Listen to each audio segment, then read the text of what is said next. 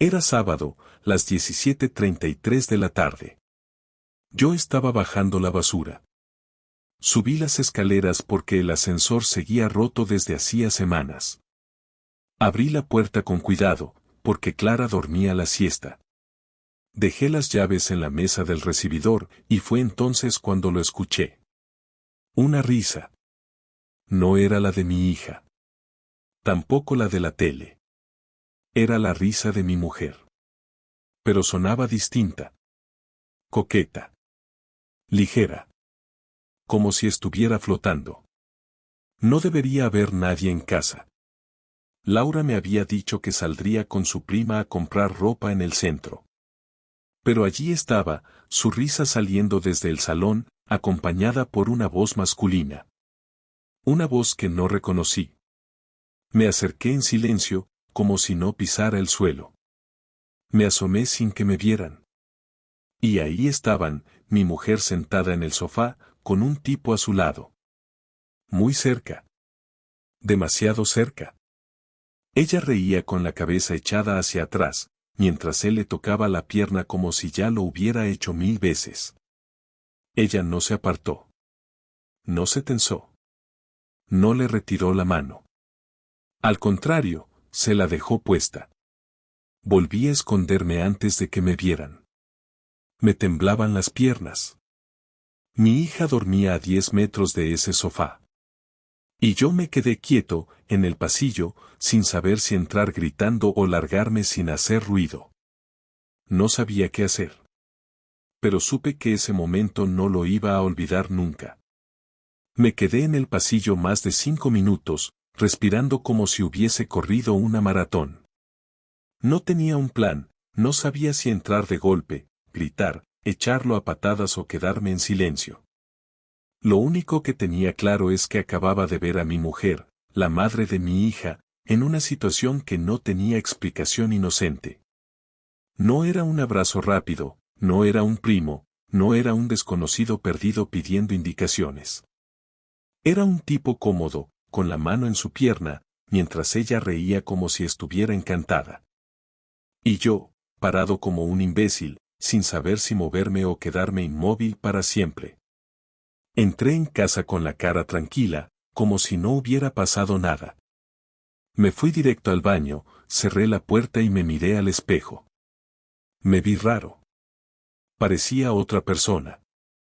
O tal vez era yo mismo, pero viendo todo desde otro ángulo. Estaba en mi propia casa, con la hija que llevaba 7 años cuidando, con la mujer que me prometió fidelidad delante de medio pueblo, mientras otro hombre se sentaba en nuestro sofá, tocándola como si ella le perteneciera. Y lo peor no era que pasara eso, lo peor era que lo hacía en mi casa, sin miedo, sin culpa, mientras mi hija dormía en la habitación contigua. No salí del baño enseguida. Escuchaba los pasos en el pasillo, y las risas se habían apagado. Escuché a Laura diciendo algo como espera aquí un momento y luego silencio. Me lavé la cara, respiré hondo y salí como si nada. Ella estaba en la cocina, sacando 2 vasos de agua como si todo fuera normal. Me miró, sonrió con nerviosismo, y dijo: ¿No había salido? Pensé que estarías más rato.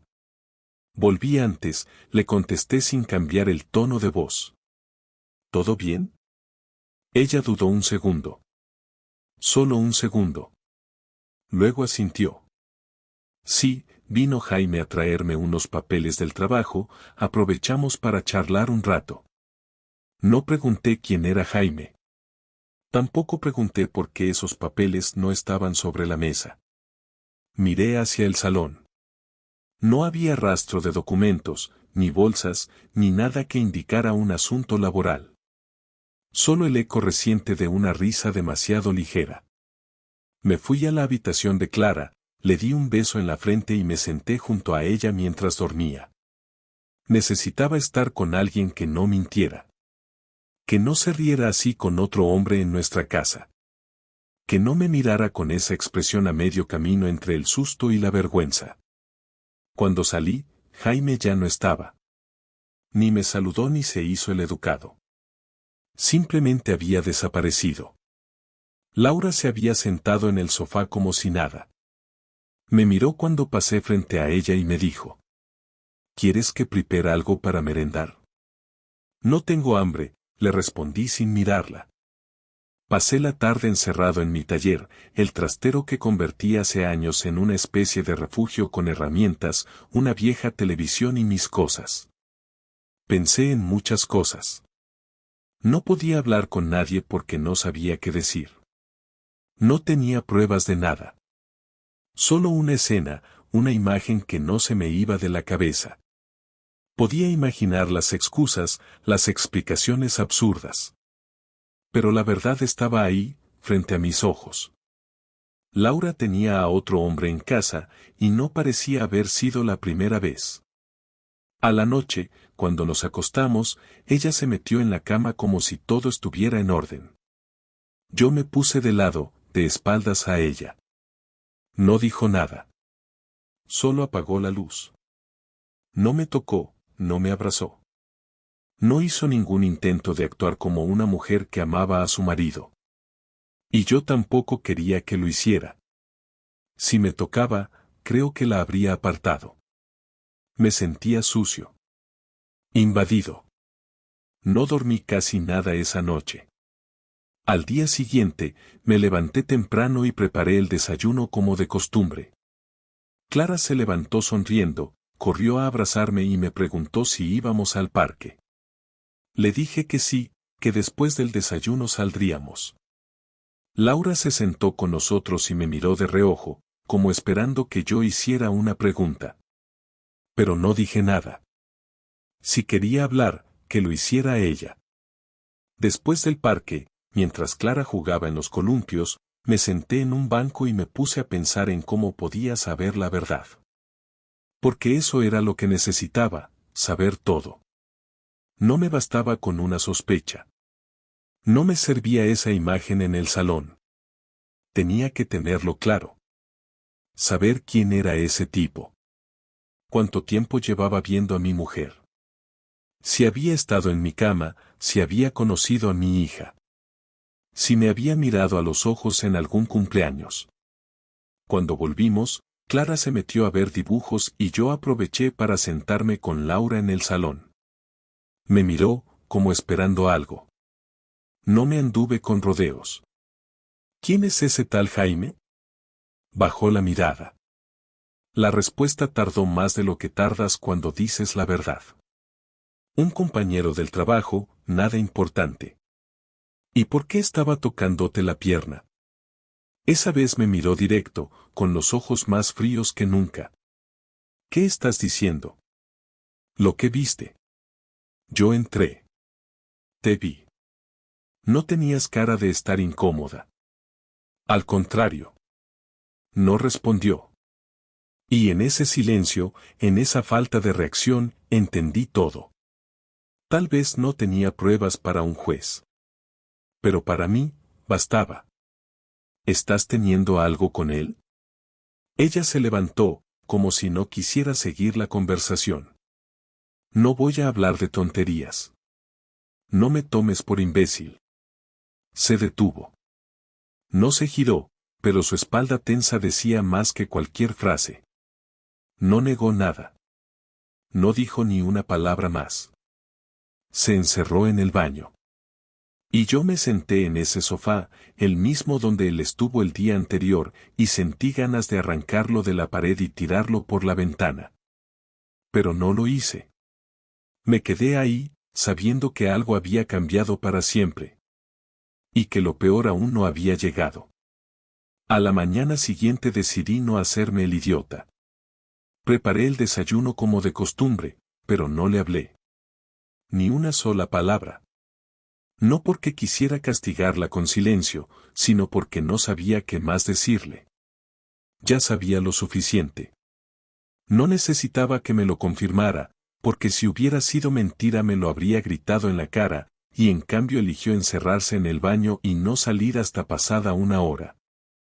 Clara se sentó conmigo, comió sus cereales y luego se fue a vestirse para el cole.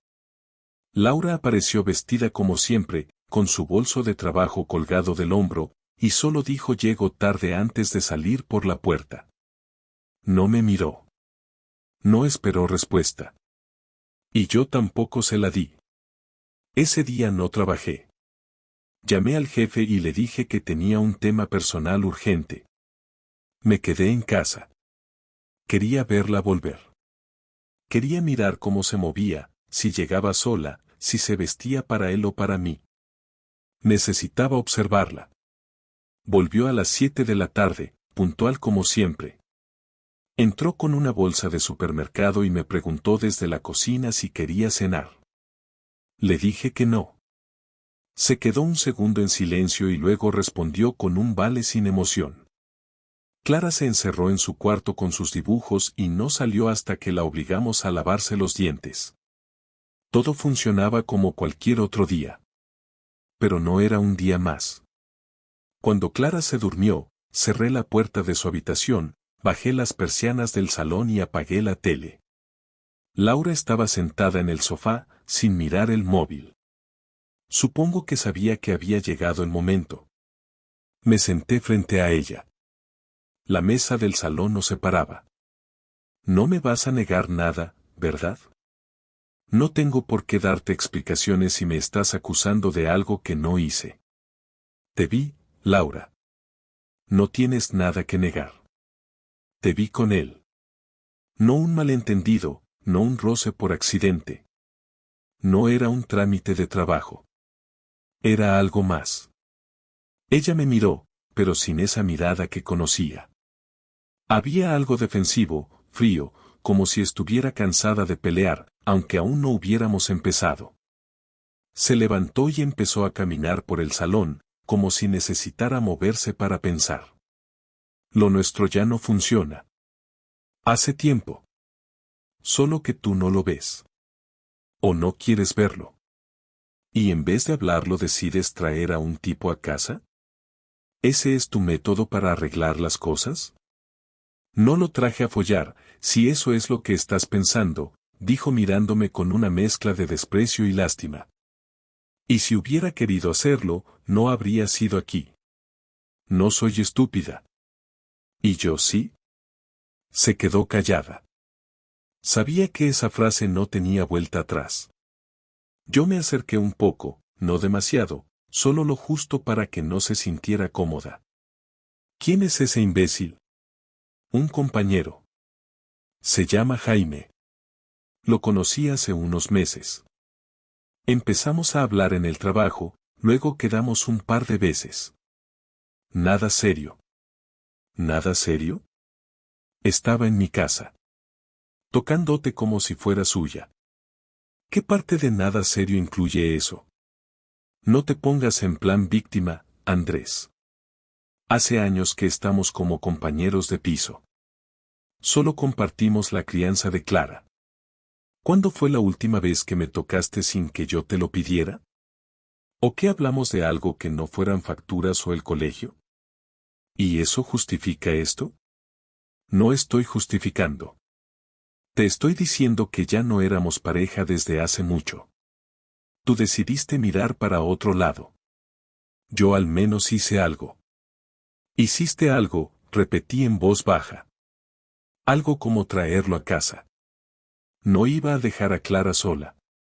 Pensé que llegarías más tarde. Esa frase fue como una piedra. Pensó que no estaría.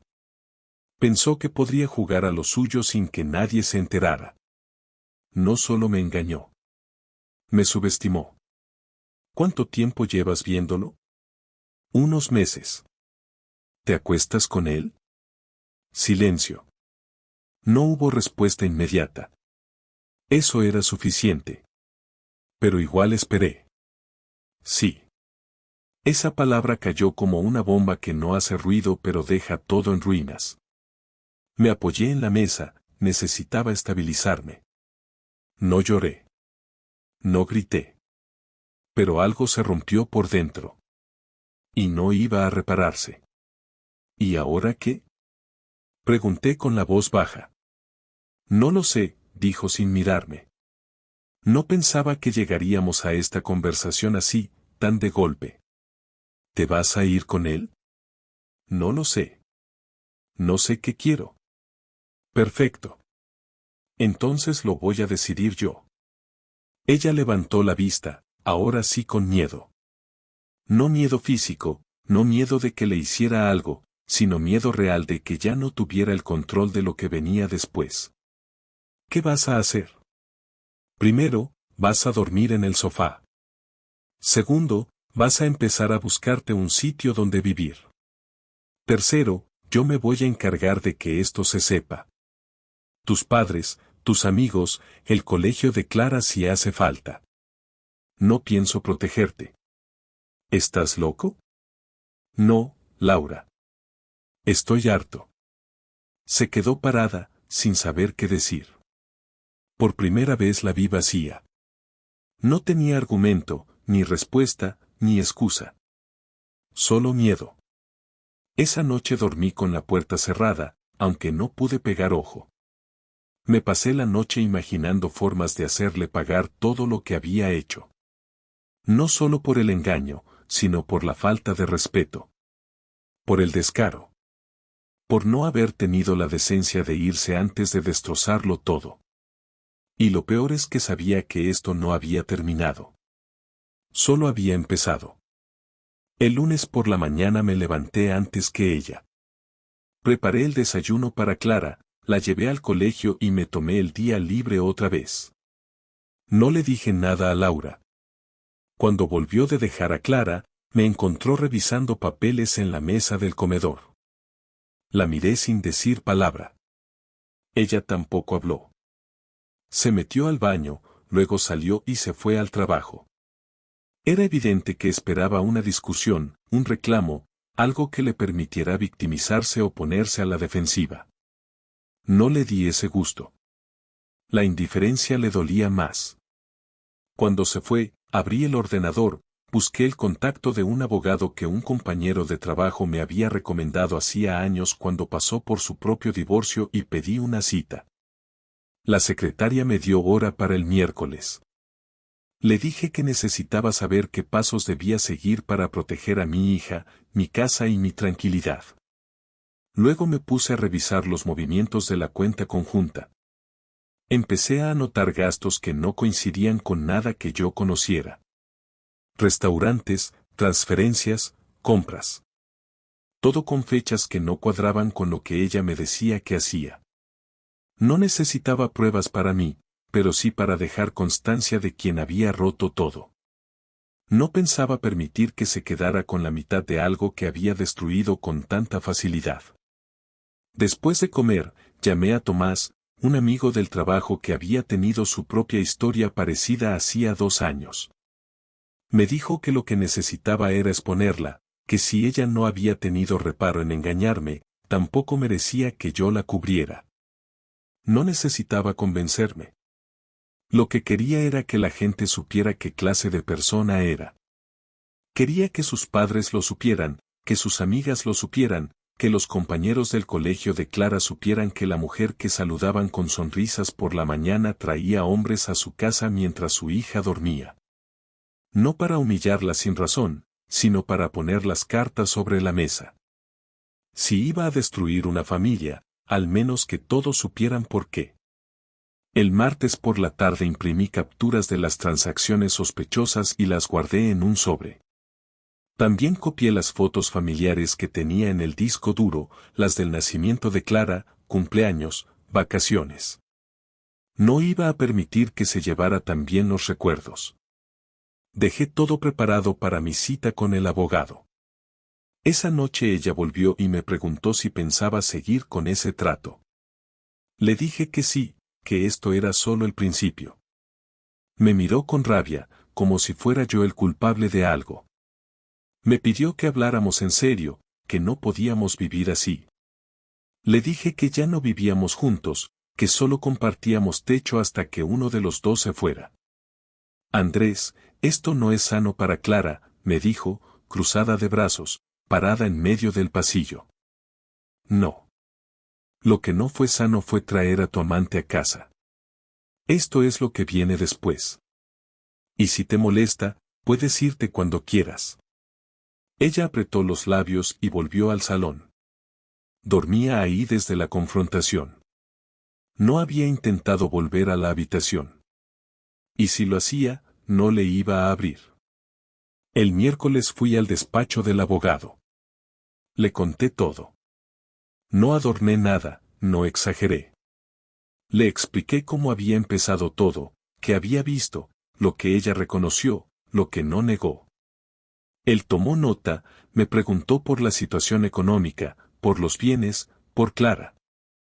Me dijo que lo primero era documentar todo y que no debía irme de casa, que si ella se iba era mejor para el proceso. También me aconsejó que no reaccionara de forma emocional. Que guardara todo lo que pudiera y que evitara las peleas. Me recomendó un detective para registrar si seguía viéndose con el otro. Le dije que no me interesaba ya saber cuándo lo hacía. Ya me lo había dicho en la cara. Lo que me interesaba era que no se quedara con lo que no le correspondía. Cuando volví a casa, me la encontré en la cocina. Me miró con cara de pocos amigos. ¿Fuiste al abogado? Sí. ¿Ya estás planeando todo? Claro. No tienes por qué hacer esto así. ¿Cómo querías que lo hiciera? Que lo aceptara y me quedara callado. Podríamos haberlo arreglado. Al menos separarnos de forma civilizada. Eso debiste pensarlo antes de meter a ese tipo en casa. Se calló. Sabía que no tenía cómo responder. Me miró con odio. En ese momento entendí que ya no me tenía miedo, ni respeto, ni siquiera lástima. Me veía como un obstáculo a su libertad. Y a mí me daba igual. No pensaba ponerle las cosas fáciles. Esa noche preparé el teléfono viejo que tenía en un cajón. Grabé una copia de la conversación que habíamos tenido el domingo, donde ella admitía la infidelidad. La edité solo para quedarme con la parte clara. No por venganza, sino por respaldo. Si intentaba volverse contra mí, yo ya tenía lo que necesitaba. También imprimí una carta que redacté para sus padres. Les contaba la verdad con respeto, pero sin ocultar nada. Puse todo junto en una carpeta, la metí en mi mochila y la guardé en el coche. Iba a dejar que el proceso siguiera su curso, pero con las armas preparadas. No iba a dejar que saliera de esta como si nada hubiera pasado. Y todavía no sabía lo que se venía después. El viernes por la noche, después de que Clara se durmiera, Laura me pidió hablar. No era la primera vez que intentaba iniciar una conversación desde que le dejé claro que esto se había terminado, pero sí fue la primera vez que no lo esquivé. Estaba cansado de evitarla, de ignorarla, de pretender que ya no me afectaba. No era cierto. Me afectaba, y mucho. Lo que me molestaba no era solo la traición, sino la forma en que había manejado todo, como si la culpa fuera compartida, como si hubiera justificación para lo que había hecho. Nos sentamos frente a frente, en la cocina, con las luces apagadas salvo por la lámpara del extractor. Ella apoyó los codos en la mesa, yo me quedé con los brazos cruzados. No había ningún gesto de cercanía, ni un rastro de complicidad.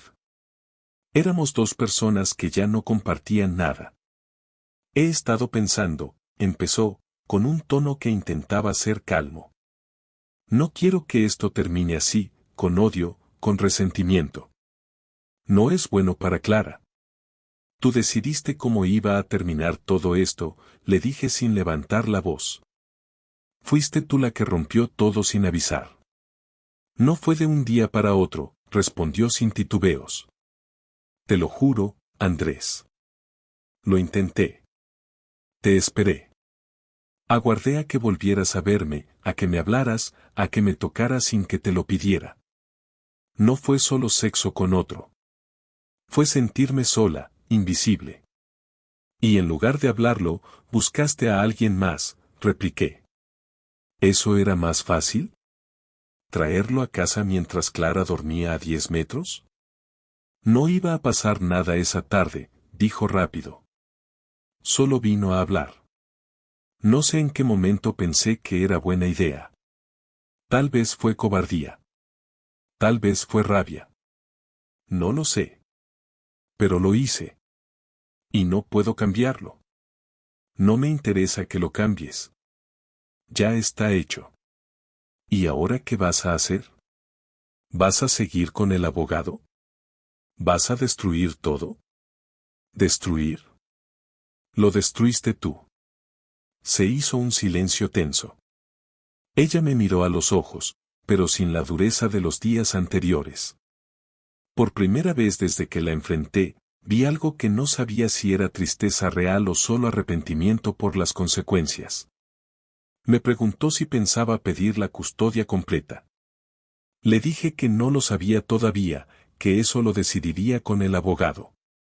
Lo que tenía claro era que no pensaba ser el hombre que acepta compartir casa con alguien que lo traiciona y encima se victimiza. Le pregunté si tenía intención de seguir viendo a Jaime. No respondió. Lo repetí, y entonces dijo. No lo sé. No sé si tiene sentido seguir con él. No sé qué quiero ahora. Perfecto, respondí sin inmutarme. Yo sí sé lo que quiero. Quiero paz. Quiero estabilidad para mi hija. Y no pienso seguir compartiendo techo con alguien que no es capaz de tomar una sola decisión clara. ¿Y tú qué piensas hacer? ¿Irte? No. Esta casa también es mía. Si a alguien le toca irse, es a ti. Y si no lo haces, nos veremos en el juzgado. Se le escapó una lágrima. No dije nada. No me conmovió. Lo interpreté como parte del desgaste, del show emocional que estaba empezando a montar. Quería que yo dudara, que bajara la guardia. No iba a pasar. Me preguntó si aún la amaba. No contesté. Se quedó esperando, pero entendió que la respuesta era obvia. No quiero que Clara me odie, susurró. No quiero que me vea como la mala. Eso también lo decidiste tú cuando elegiste tu camino. Yo no le voy a llenar la cabeza de nada. Pero si algún día me pregunta, le voy a decir la verdad. Sin adornos. ¿Qué verdad? Que su madre se acostó con otro hombre mientras seguía casada conmigo. Que lo trajo a casa. Que prefirió callarse antes que arreglar las cosas. Ella se levantó de la silla, fue al baño, se encerró 10 minutos y cuando salió, se fue al sofá. No me dijo nada más esa noche. Al día siguiente, me envió un mensaje mientras yo estaba en el parque con Clara. Decía que se iría a vivir con su hermana por un tiempo. ¿Qué necesitaba pensar? Que cuando tuviera algo más claro, hablaríamos sobre cómo seguir con lo legal. No contesté. Era lo mejor. Si ella se iba, yo podía estar tranquilo. No por venganza, sino por paz mental.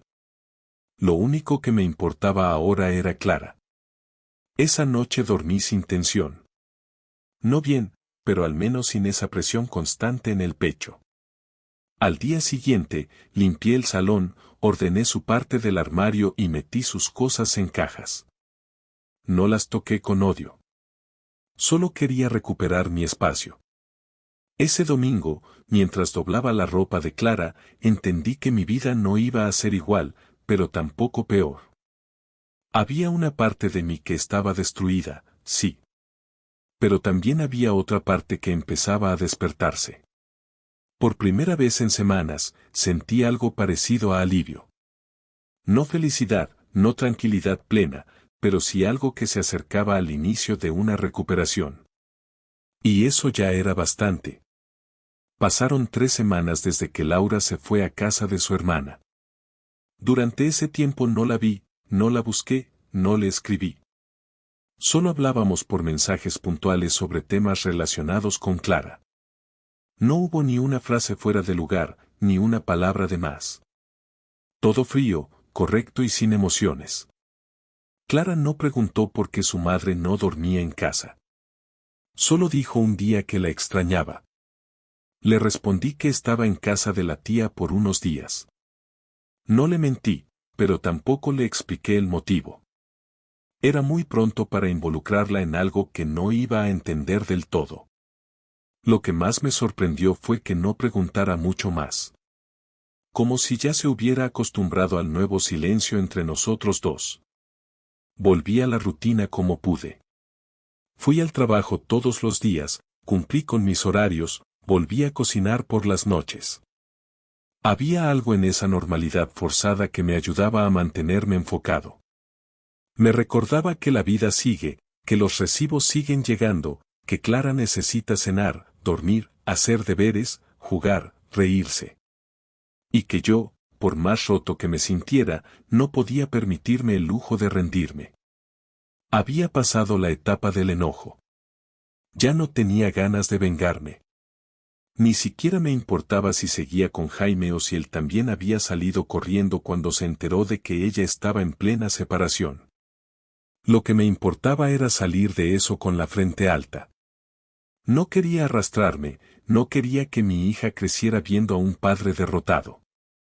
El abogado me llamó a los días para preguntarme si seguía adelante con el proceso. Le dije que sí. Me recomendó una mediación inicial antes de formalizar la demanda. Acepté. No porque creyera que íbamos a resolver algo, sino porque era el paso necesario para dejar todo claro. La cita fue un jueves por la mañana. Laura llegó 10 minutos antes que yo, vestida como si fuera a una reunión de trabajo. Nos saludamos con un gesto seco, sin contacto visual. El mediador fue directo. Nos explicó las opciones, los pasos, la documentación. Ella pidió la custodia compartida. Yo dije que lo evaluaría. Ella sugirió vender la casa. Yo le dije que prefería que se quedara Clara en el entorno que conocía. Propuse que fuera ella quien buscara un alquiler. No respondió en el momento. Tomó nota. Dijo que lo pensaría. Terminamos la sesión en menos de una hora. Nos despedimos con otro gesto, igual de frío. Ninguno pidió quedarse a solas. Esa misma noche me llamó. Era la primera vez que hablaba conmigo por teléfono desde que se fue. Me pidió que habláramos sin abogados. Que no quería que todo se transformara en una guerra. Le dije que estaba de acuerdo, siempre y cuando todo quedara registrado, todo por escrito. Ella entendió. Me agradeció.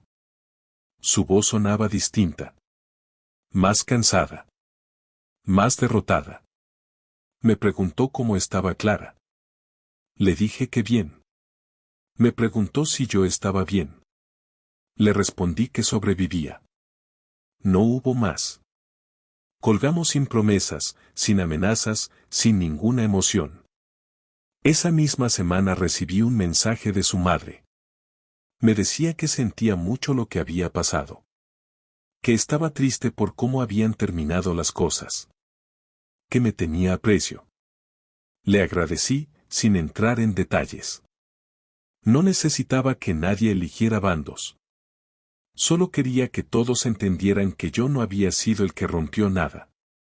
El domingo siguiente, mientras Clara jugaba en el parque, me senté en un banco a escribir una lista. No de tareas, no de pendientes. Una lista de cosas que iba a cambiar.